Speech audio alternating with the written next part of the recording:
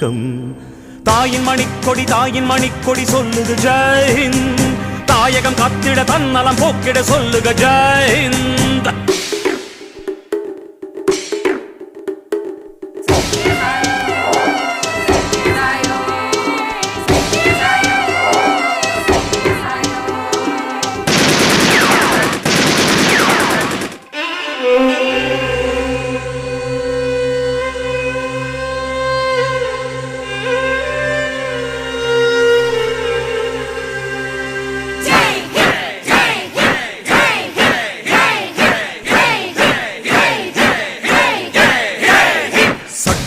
நம் சட்டம் புது வேகம் கொள்ளாதோ.